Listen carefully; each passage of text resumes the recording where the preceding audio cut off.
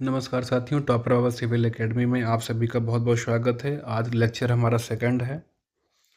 तो कल हमने देखा था लेक्चर फर्स्ट में आपका जनजातियों और भील जनजाति के बारे में, और आज हम देखने वाले हैं गोंड जनजाति के बारे में। समय मिल गया तो गोंड की ही उपजाति है अगरिया, उसको भी अपन पूरा करेंगे। तो शुरू अब करते हैं अपनी क्लास को आज की। देश में हमारे प्रथम नंबर पर और वहीं मध्य प्रदेश पर दूसरी बड़ी जनजाति आपकी गोंड है। इनके अलावा अगर हम बात करें कि मध्य प्रदेश में अगर हम जनजाति के बारे में बात करें तो ये सेकंड स्थान पर आती है, लेकिन अगर जनजाति समूह की बात करते हैं गोंडों के, तो मध्य प्रदेश में भी ये फर्स्ट नंबर पर आ जाती है ना।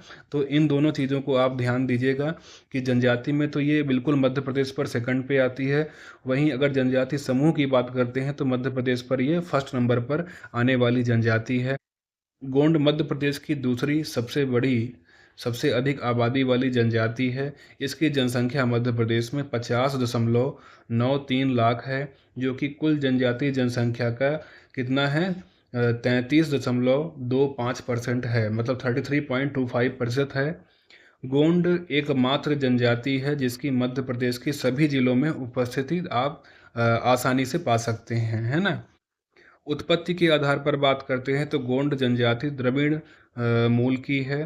प्रोटो ऑस्ट्रेलाइड प्रजाति समूह से संबंधित है गोंड जनजाति। अब भौगोलिक वितरण के बारे में अपन बात करते हैं। गोंड ज़्यादातर विंध्य और सतपुड़ा पर्वतीय क्षेत्रों में मध्य प्रदेश की नर्मदा घाटी में पाए जाते हैं, मुख्य रूप से हैं। इसके अलावा अगर हम जिलों की बात करें तो छिंदवाड़ा, बालाघाट, मंडला, डिंडोरी, सिवनी में इनकी सघन आबादी आपको देखने को मिल जाती है। इनके साथ ही बैतूल, होशंगाबाद, शहडोल, सागर, दमोह जिलों में गोंडों की भी बड़ी आबादी आप देखने को पाते हैं। अब अगर हम इनकी उपजातियों के बारे में बात करते हैं तो अगरिया लोहार का काम करती है ना। ये आपको हम करवाएंगे, चूँकि ये मेंस और प्री का टॉपिक है तो अपन इसको करवाएंगे। प्रधान जो होती है पुजारी के रूप में काम करती है। ओझा जो है तांत्रिक और विद्वान के रूप में काम करने वाली जनजाति है गोंडों की। सोलहास जो है लकड़ी का काम जो करते हैं, बढ़ईगिरी करते हैं, वो इनकी सब ट्राइब्स हैं। कोयला भूतिस भी है, नित्य गान करने वाली इनकी जो उपजाति है गोंडों की। इसको भी आप यहाँ पर ध्यान रखिएगा कि ये 1, 2, 3, 4 और 5, इन पांचों का जिक्र करिएगा अगर आपसे इनकी उप जनजाति पूछी जाती है। अब हम संस्कृत के बारे में अगर बात करते हैं तो बोली ये कौन सी बोलते हैं, गोंडी बोली बोलते हैं। इसके अलावा डोरली, हल्बी तथा भतरी भाषा भी ये बोलते हैं।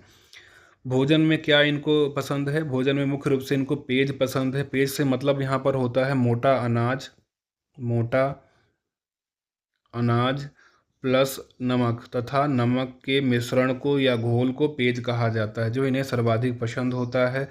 विवाह में अगर हम बात करें तो पठौनी विवाह, दूध लौटावा विवाह, चढ़ विवाह और लमसेना विवाह महत्वपूर्ण विवाह पद्धतियों में से एक हैं। इनके अलावा पॉलीथर विवाह, जिसे अपहरण विवाह कहा जाता है, वो भी ये यहाँ पर देखा जा सकता है।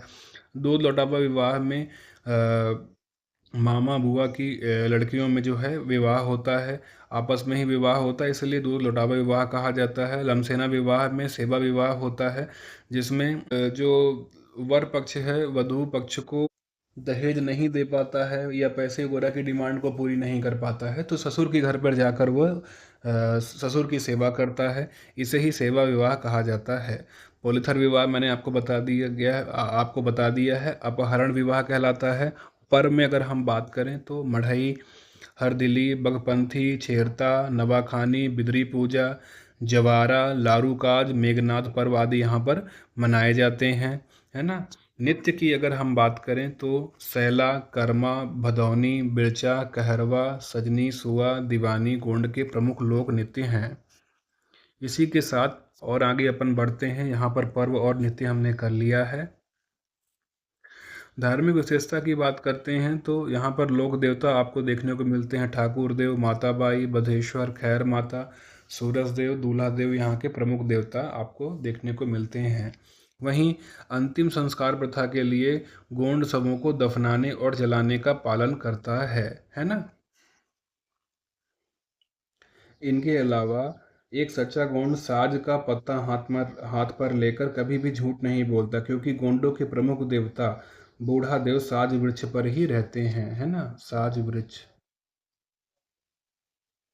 पर रहने वाले देवता कौन है, बताइए। बूढ़ा देव। बूढ़ा देव ये इनके प्रमुख देवता हैं, जो साज वृक्ष पर रहते हैं। ग्राम भूमि के देवता को ठाकुर देव कहते हैं। दूल्हा देव बीमारियों से रक्षा करते हैं। गोंड जनजाति प्रकृति पूजक जनजाति है। नाग एवं पीपल के वृक्ष की पूजा करते हैं। गोंड जनजाति में अगर आप देखेंगे तो यहाँ पर गोंडों की जो उत्पत्ति, कथाओं में ये कहा गया है कि गोंडों की उत्पत्ति बोरा देव अर्थात महादेव से हुई है। ये कथाओं में वर्णित है इनके। इसके अलावा गोंड स्वावलंबी आदिवासी हैं। इनका मुख्य व्यवसाय कृषि और मजदूरी है। ये बेवार, बेवार से मतलब है झूम कृषि करते हैं। गोंड पंचायत का मुखिया मुकद्दम होता है। यह सभी झगड़े निपटाता है। और पंचायत का मुखिया मुकद्दम होता है, जिसे गोटिया भी कहा जाता है ना। इसको भी आप ध्यान दीजिएगा। अब हम बात करें इनको अंतिम संस्कार प्रथा के लिए गोंड शवों को दफनाते भी हैं और जलाते भी हैं। आर्थिक विशेषताओं में बात करते हैं तो जीविकोपार्जन हेतु कृषि, शिकार, वनोपज एकत्रण पर निर्भर है। कुछ अस्थायी कृषि या झूम खेती, जिसे बेवार कृषि कहते हैं, करते हैं, है ना। और कृषि को एक अन्य नाम से जाना जाता है, जिसे बारी भी कहा जाता है। ये इनकी आर्थिक विशेषताएं हो जाती हैं। फिर अगर हम सामाजिक विशेषताओं के बारे में बात करें तो ये संयुक्त परिवार के साथ ही एकल परिवार का भी इनमें प्रचलन है। इनमें विवाह के कई तरीके प्रचलित हैं।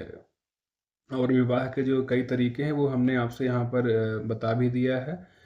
तो उसको आप एक बार रिपीट करके देख लीजिएगा प्रीवियस वीडियो को अभी। अब क्या बचा है हमारा कि गोंड समाज प्रकृति में रूढ़िवादी है और सख्त बहिर्गमन का पालन करती है ना। पुजारी को यहाँ देवरी भी कहा जाता है और खहुल पाता जो है मृत्यु गीत कहलाता है। इन दोनों चीज़ों को आप ध्यान दीजिएगा। खहुल पाता मृत्यु गीत है, पुजारी को देवरी कहा जाता है।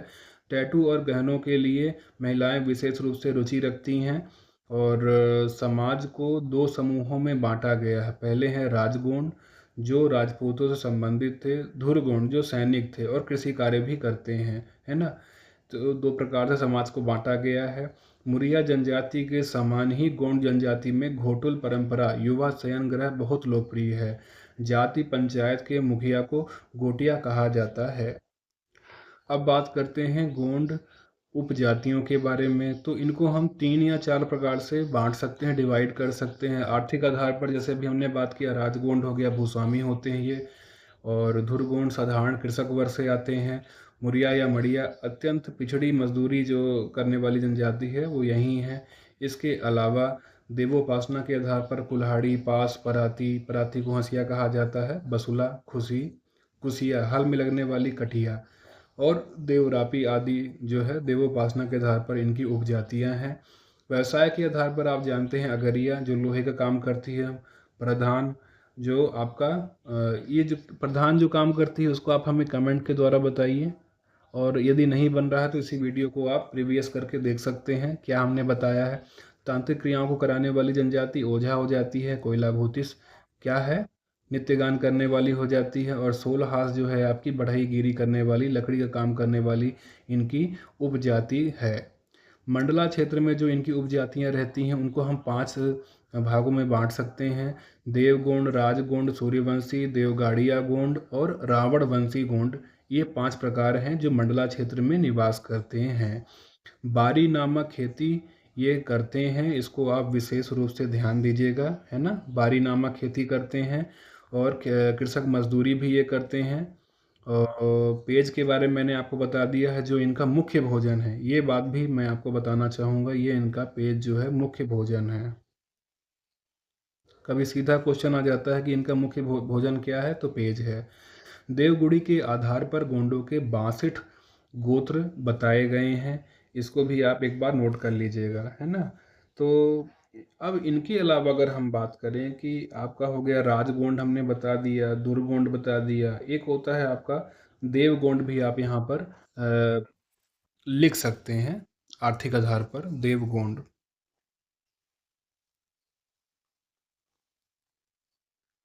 पर मुख्य रूप से अगर हम बात करें तो आप इन्हीं तीनों को लिखिएगा, है ना? अगर आपको अधिक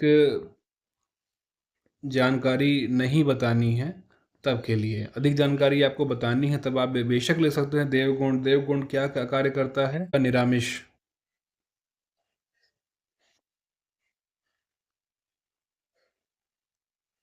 निरामिष भोजन।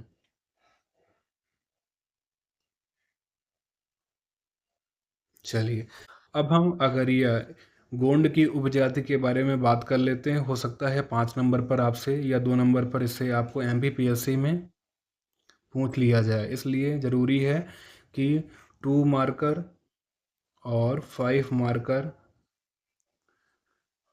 को हम लेके चलें। अगरिया शब्द की उत्पत्ति आग शब्द से हुई है, जिसका अर्थ अग्नि होता है। अगरिया जनजाति आग से काम करती है और लोहे को पिघलाकर औजार बनाती है। तरह तरह के डिजाइन सांचे में लोहे को जो है गर्म करके एक आकार दिया जाता है। भौगोलिक वितरण अगर हम बात करें, मध्य प्रदेश के मंडला, मुख्यतः मंडला, सीधी, शहडोल, डिंडोरी और बालाघाट जिलों में अगरिया जनजाति की कुछ आबादी आपको देखने को मिल जाती है।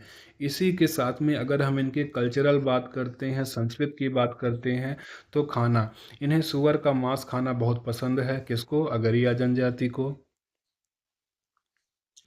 और विवाह में देखें तो ज़्यादातर एक पत्नी की, लेकिन बहुविवाह संबंधों की भी अनुमति है ना? रहते मतलब वो एक पत्नी के साथ ही हैं, लेकिन बहुविवाह संबंधों की भी इनको इनके समाज में अनुमति मिली हुई है। वधु वधु मूल्य विवाह का अभ्यास किया जाता है और विधवा पुनर्विवाह की अनुमति भी यहाँ पर देखने को मिल जाती है। धार्मिक विशेषताओं की बात करते हैं। सबसे महत्वपूर्ण देवता लोहासुर है। सबसे महत्वपूर्ण देवता कौन है? लोहासुर, जिसके बारे में माना जाता है कि वह जलती भट्टी में निवास करते हैं। कहाँ निवास करते हैं? जलती भट्टी में निवास करते हैं। वे बाली के रूप में काले मुर्गे की बलि देते हैं, है ना? वे बाली है, सॉरी, यहाँ पे आप बलि कर लीजिएगा, बलि के रूप में काले मुर्गे की बलि देते हैं। देवता को बलि देते हैं और उनको खुश करने का प्रयास करते हैं। आर्थिक विशेषताओं में बात करें, ये ज़्यादातर आयरन स्मिथ के रूप में काम करते हैं। वे खनन से भी जुड़े हुए हैं। और सामाजिक विशेषताओं में हम बात करते हैं तो उड़द की दाल को एक पवित्र प्रतीक माना जाता है। सामाजिक विशेषताओं में उड़द की दाल को एक पवित्र प्रतीक माना जाता है। मेहमानों के स्वागत के लिए दुल्हन की कीमत के रूप में पेश किया जाता है। किसे? उड़द की दाल को। इस प्रकार से हमारी अगरिया जनजाति भी पूरी होती है, जो कि गोंडों की ही उपजाति है। गोंडों की उपजाति। अब हम देखते हैं तो यहाँ पे हमने गोंड जाति को पूरी तरह पढ़ लिया है। इसके साथ में जो है हमने अगरिया जनजाति को भी देखा है। साथ में हम आपको बताना चाहते हैं कि हमारे सेशन में आप जो है कोई भी समस्या आ रही हो, कोई चीज़ समझ में ना आ रही हो, तो आप हमें बेशक कमेंट कर सकते हैं, तो उसके बारे में भी आप हमसे बात कर सकते हैं। लेकिन हमारा जो अभी सब्जेक्ट है MP, उसके बारे में ही आप हमसे सवाल करें। और साथ में ध्यान दीजिएगा, डेली हमारी क्लास सुबह 9 से लेकर 10 बजे तक होती है, तो आप बेशक यहाँ पर ये टाइम को खाली रखें और डेली जो है हमारे साथ जुड़ें और अपनी तैयारी को एक नया आयाम दें। आज हमारा लेक्चर 2 था जो पूरा हो चुका है। कल हमारा लेक्चर 3 आएगा, जिस पे हम बात करेंगे अगली जनजाति के बारे में। तब तक के लिए धन्यवाद। आपको हमारा सेशन कैसा लग रहा है ज़रूर बताएं। इनके अलावा एक सच्चा गोंड साज का पत्ता हाथ पर लेकर कभी भी झूठ नहीं बोलता, क्योंकि गोंडों के प्रमुख देवता बूढ़ा देव साज वृक्ष पर ही रहते हैं, है ना? साज वृक्ष पर रहने वाले देवता कौन है? बताइए। बूढ़ा देव। बूढ़ा देव ये इनके प्रमुख देवता हैं जो साज वृक्ष पर रहते हैं। ग्राम भूमि के देवता को ठाकुर देव कहते हैं। दूल्हा देव बीमारियों से रक्षा करते हैं।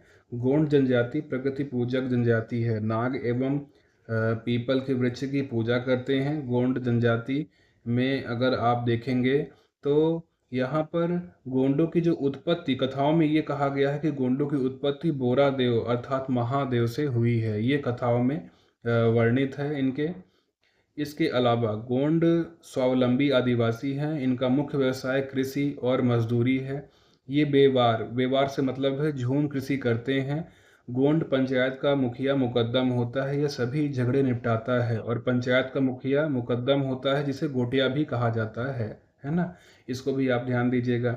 अब हम बात करें इनको अंतिम संस्कार प्रथा के लिए गोंड शवों को दफनाते भी हैं और जलाते भी हैं। आर्थिक विशेषताओं में बात करते हैं तो जीविकोपार्जन हेतु कृषि, शिकार, वनोपज एकत्रण पर निर्भर है। कुछ अस्थायी कृषि या झूम खेती, जिसे बेवार कृषि कहते हैं, करते हैं, है ना। और कृषि को एक अन्य नाम से जाना जाता है, जिसे बारी भी कहा जाता है। ये इनकी आर्थिक विशेषताएं हो जाती हैं। फिर अगर हम सामाजिक विशेषताओं के बारे में बात करें तो ये संयुक्त परिवार के साथ ही एकल परिवार का भी इनमें प्रचलन है। इनमें विवाह के कई तरीके प्रचलित हैं। और विवाह के जो कई तरीके हैं वो हमने आपसे यहाँ पर बता भी दिया है। तो उसको आप एक बार रिपीट करके देख लीजिएगा प्रीवियस वीडियो को अभी। अब क्या बचा है हमारा कि गोंड समाज प्रकृति में रूढ़िवादी है और सख्त बहिर्गमन का पालन करती है ना। पुजारी को यहाँ देवरी भी कहा जाता है और खहुल पाता जो है मृत्यु गीत कहलाता है। इन दोनों चीज़ों को आप ध्यान दीजिएगा। खहुल पाता मृत्यु गीत है, पुजारी को देवरी कहा जाता है। टैटू और गहनों के लिए महिलाएं विशेष रूप से रुचि रखती हैं। और समाज को दो समूहों में बांटा गया है। पहले हैं राजगोंड, जो राजपूतों से संबंधित थे। धुरगोंड, जो सैनिक थे और कृषि कार्य भी करते हैं, है ना। तो दो प्रकार से समाज को बांटा गया है। मुरिया जनजाति के समान ही गोंड जनजाति में घोटुल परंपरा युवा शयन गृह बहुत लोकप्रिय है। जाति पंचायत के मुखिया को गोटिया कहा जाता है। अब बात करते हैं गोंड उपजातियों के बारे में। तो इनको हम 3 या 4 प्रकार से बांट सकते हैं, डिवाइड कर सकते हैं आर्थिक आधार पर। जैसे अभी हमने बात किया, राजगोंड हो गया, भूस्वामी होते हैं ये। और धुरगोंड साधारण कृषक वर्ग से आते हैं। मुरिया या मड़िया अत्यंत पिछड़ी मजदूरी जो करने वाली जनजाति है, वो यही है। इसके अलावा देवोपासना के आधार पर कुल्हाड़ी, पास, पराती, पराती को हंसिया कहा जाता है, बसुला, खुशी, कुसिया, हल में लगने वाली कठिया, और देवरापी आदि जो है देवोपासना के आधार पर इनकी उपजातियां हैं। व्यवसाय के आधार पर आप जानते हैं अगरिया, जो लोहे का काम करती है। प्रधान, जो आपका ये जो प्रधान जो काम करती है उसको आप हमें कमेंट के द्वारा बताइए। और यदि नहीं बन रहा है तो इसी वीडियो को आप प्रीवियस करके देख सकते हैं क्या हमने बताया है। तांत्रिक क्रियाओं को कराने वाली जनजाति ओझा हो जाती है। कोयला भूतिस क्या है, नित्य गान करने वाली हो जाती है। और सोलहास जो है आपकी बढ़ई गिरी करने वाली, लकड़ी का काम करने वाली इनकी उपजाति है। मंडला क्षेत्र में जो इनकी उपजातियां रहती हैं उनको हम 5 भागों में बांट सकते हैं। देवगोंड, राजगोंड, सूर्यवंशी, देवगाड़िया गोंड और रावणवंशी गोंड। ये 5 प्रकार हैं जो मंडला क्षेत्र में निवास करते हैं। बारी नामक खेती ये करते हैं, इसको आप विशेष रूप से ध्यान दीजिएगा, है ना। बारी नामक खेती करते हैं। और कृषक मजदूरी भी ये करते हैं। और पेज के बारे में मैंने आपको बता दिया है, जो इनका मुख्य भोजन है। ये बात भी मैं आपको बताना चाहूँगा, ये इनका पेज जो है मुख्य भोजन है। कभी सीधा क्वेश्चन आ जाता है कि इनका मुख्य भोजन क्या है, तो पेज है। देवगुड़ी के आधार पर गोंडों के 62 गोत्र बताए गए हैं। इसको भी आप एक बार नोट कर लीजिएगा, है ना। तो अब इनके अलावा अगर हम बात करें कि आपका हो गया राजगोंड हमने बता दिया, दुर्गोंड बता दिया, एक होता है आपका देवगोंड भी आप यहाँ पर लिख सकते हैं आर्थिक आधार पर, देवगोंड।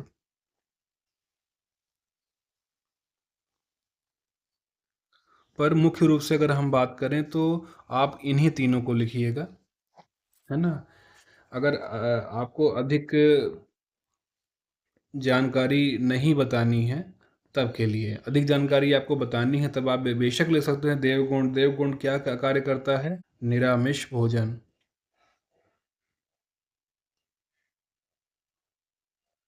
चलिए, इस प्रकार से हम देखते हैं कि हमारा गोंड जाति जो है, जनजाति जो है, पूरी हो जाती है। अब हम अगरिया गोंड की उपजाति के बारे में बात कर लेते हैं। हो सकता है 5 नंबर पर आपसे या 2 नंबर पर इससे आपको MPPSC में पूछ लिया जाए, इसलिए ज़रूरी है कि 2 मार्कर और 5 मार्कर को हम लेके चलें। अगरिया शब्द की उत्पत्ति आग शब्द से हुई है, जिसका अर्थ अग्नि होता है। अगरिया जनजाति आग से काम करती है और लोहे को पिघलाकर औजार बनाती है। तरह तरह के डिजाइन सांचे में लोहे को जो है गर्म करके एक आकार दिया जाता है। भौगोलिक वितरण अगर हम बात करें, मध्य प्रदेश के मंडला, मुख्यतः मंडला, सीधी, शहडोल, डिंडोरी और बालाघाट जिलों में अगरिया जनजाति की कुछ आबादी आपको देखने को मिल जाती है। इसी के साथ में अगर हम इनके कल्चरल बात करते हैं, संस्कृत की बात करते हैं, तो खाना, इन्हें सुअर का मांस खाना बहुत पसंद है। किसको? अगरिया जनजाति को। और विवाह में देखें तो ज़्यादातर एक पत्नी की, लेकिन बहुविवाह संबंधों की भी अनुमति है ना। रहते मतलब वो एक पत्नी के साथ ही हैं, लेकिन बहुविवाह संबंधों की भी इनको इनके समाज में अनुमति मिली हुई है। वधु वधु मूल्य विवाह का अभ्यास किया जाता है और विधवा पुनर्विवाह की अनुमति भी यहाँ पर देखने को मिल जाती है। धार्मिक विशेषताओं की बात करते हैं। सबसे महत्वपूर्ण देवता लोहासुर है। सबसे महत्वपूर्ण देवता कौन है? लोहासुर, जिसके बारे में माना जाता है कि वह जलती भट्टी में निवास करते हैं। कहाँ निवास करते हैं? जलती भट्टी में निवास करते हैं। वे बाली के रूप में काले मुर्गे की बलि देते हैं, है ना। वे बाली है, सॉरी, यहाँ पे आप बलि कर लीजिएगा, बलि के रूप में काले मुर्गे की बलि देते हैं। देवता को बलि देते हैं और उनको खुश करने का प्रयास करते हैं। आर्थिक विशेषताओं में बात करें, ये ज़्यादातर आयरन स्मिथ के रूप में काम करते हैं। वे खनन से भी जुड़े हुए हैं।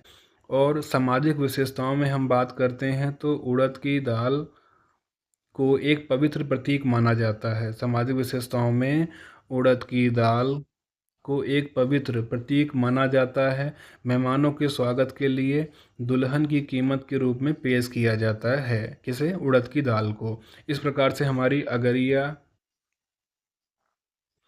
जनजाति भी पूरी होती है, जो कि गोंडों की ही उपजाति है। गोंडों की उपजाति। अब हम देखते हैं तो यहाँ पे हमने गोंड जाति को पूरी तरह पढ़ लिया है। इसके साथ में जो है हमने अगरिया जनजाति को भी देखा है। साथ में हम आपको बताना चाहते हैं कि हमारे सेशन में आप जो है कोई भी समस्या आ रही हो, कोई चीज़ समझ में ना आ रही हो, तो आप हमें बेशक कमेंट कर सकते हैं। वहाँ पर आपको तुरंत ही जो है तो आपको आंसर प्रोवाइड कराया जाएगा। साथ में ही अगर आपको कोई और व्यवधान है पढ़ाई से संबंधित, उसके बारे में भी आप हमसे बात कर सकते हैं। लेकिन हमारा जो अभी सब्जेक्ट है एमपी, उसके बारे में ही आप हमसे सवाल करें। और साथ में ध्यान दीजिएगा, डेली हमारी क्लास सुबह 9 से लेकर 10 बजे तक होती है। तो आप बेशक यहाँ पर ये टाइम को खाली रखें और डेली जो है हमारे साथ जुड़ें और अपनी तैयारी को एक नया आयाम दें। आज हमारा लेक्चर 2 था जो पूरा हो चुका है। कल हमारा लेक्चर 3 आएगा, जिस पे हम बात करेंगे अगली जनजाति के बारे में। तब तक के लिए धन्यवाद। आपको हमारा सेशन कैसा लग रहा है ज़रूर बताएं।